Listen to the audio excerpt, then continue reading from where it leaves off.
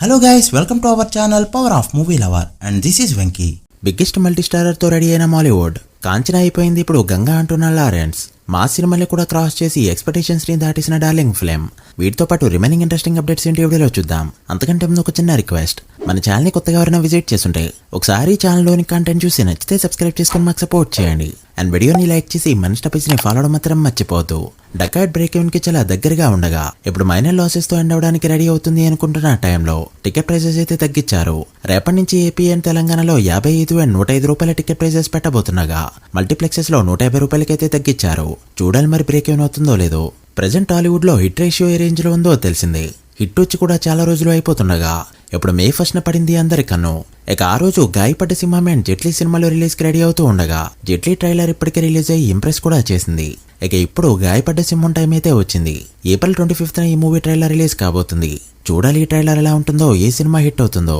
మాలీవుడ్ లో ఒక biggest multi starrer అయితే రాబోతుంది. మమ్ముట్టి, మోహన్ లాల్, ఫహద్ ఫాజిల్, నయనతార ఇంకా చాలా మంది క్యాస్ట్ అయితే ఇందులో ఉండగా పేట్రియాట్ అనే ఈ సినిమా మే 1న రిలీజ్ కి రెడీ అవుతుంది. మే 21న దృశ్యం 3 పోస్ట్ పోన్ అనే సంగతి తెలిసిందే.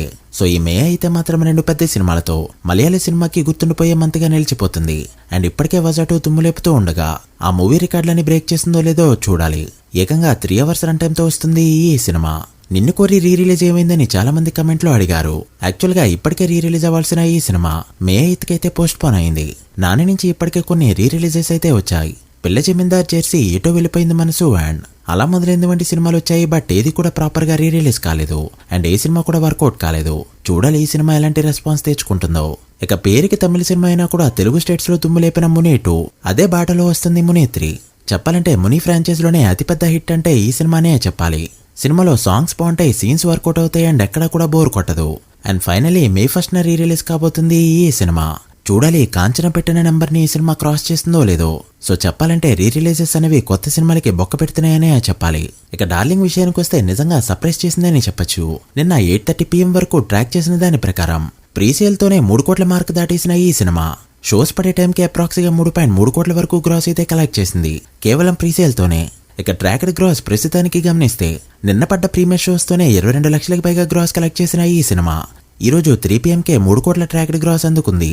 ఇక ఈ వీడియో చేసే టైంకే 4 కోట్ల మార్క్ దాటేయగా ఓవరాల్ గా 1600కి పైగా పడ్డ షోస్ తో 4.4 కోట్ల వరకు గ్రాస్ అయితే కలెక్ట్ చేసింది. ఇది డే ఫినిష్ అయ్యేసరికి 4.8 కోట్ల రేంజ్ లో ఉండొచ్చు. ఆఫ్లైన్ లో డేటా బయటకు వచ్చిన తర్వాత ఇది 5 కోట్లు టచ్ చేసిందా లేక 6 కోట్ల మార్క్ అందుకుందా అనేది తేలాల్సి ఉంది.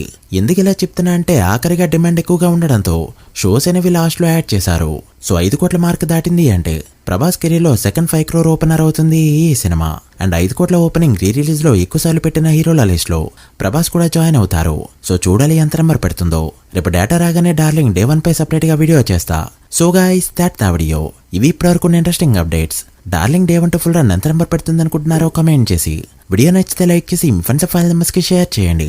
మరొక ఇంట్రెస్టింగ్ వీడియోతో మళ్ళీ కలుద్దాం. అప్పటి వరకు signing off. Power of movie lover. Thank you.